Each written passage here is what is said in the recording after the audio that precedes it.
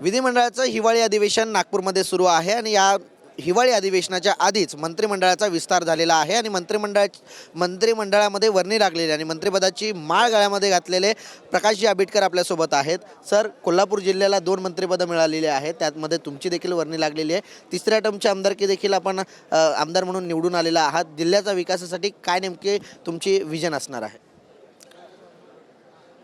कालच्या मंत्रिमंडळाच्या विस्तारामध्ये अतिशय चांगल्या पद्धतीनं मुख्यमंत्री आदरणीय देवेंद्रजी फडणवीस साहेब आणि शिवसेनेचे मुख्य नेते आदरणीय एकनाथजी शिंदे साहेब यांच्या नेतृत्वाखाली, आदरणीय अजितदादांच्या नेतृत्वाखाली आपल्याला संधी मिळाली.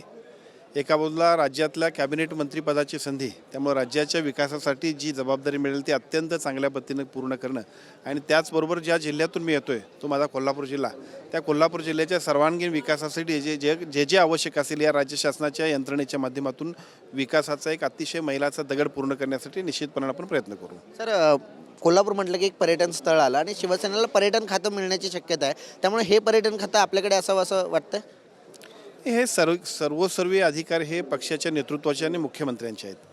आपल्या दृष्टिकोनातून मिळालेली संधी आणि त्या मिळालेल्या संधीचं सोनं कुठेही असू देत, कोणतं खातं हे महत्त्वाचं नसते, काम महत्त्वाचं असतं आणि त्यासाठी निश्चितपणे आपण काम करू. जिल्ह्याच्या विकासासाठी आणि राज्याच्या विकासासाठी ही मिळालेली संधी निश्चितपणे या संधीचं सोनं आपण करू. तर राधानगरी भुदरगड जो काही मतदारसंघ आहे, हा याच्यामधलं एक तुमच्या स्वप्नातलं काम कोणतं आहे जे कॅबिनेट मंत्री झाल्यानंतर ते आवर्जून कराल? खूप काम आहेत.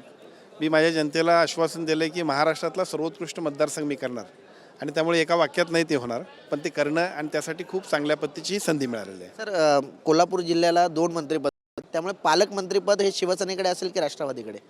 या सगळ्या गोष्टी तिन्ही पक्षाचे प्रमुख ठरवतील आणि त्या तिन्ही पक्षांच्या प्रमुखांच्या आदेशाप्रमाणे आम्ही सगळे मंडळी जाऊ. निश्चितपणानं योग्य समन्वय, सर्व तिन्ही पक्षांचा अतिशय चांगल्या पद्धतीचं कोऑर्डिनेशन आणि जिल्ह्याच्या विकासासाठी आवश्यक असणारे सर्व पद्धतीचे निर्णय सगळे पक्षाचे नेते घेतील आणि अतिशय चांगल्या पद्धतीनं समन्वयानं आम्ही काम करू. नक्कीच, धन्यवाद सर आमच्याशी बातचीत केल्याबद्दल. एकंदरीतच राधानगरी भुदरगड तालुका असेल, त्याचप्रमाणे संपूर्ण कोल्हापूर जिल्ह्याचा विकास करण्याचं ध्येय प्रकाश आंबेडकर यांचं असल्याचं त्यांनी सांगितलेलं आहे. व्हिडिओ जर्नलिस्ट नित्यानंद नाईकसह कुणाल भोईटे, जय महाराष्ट्र न्यूज, नागपूर.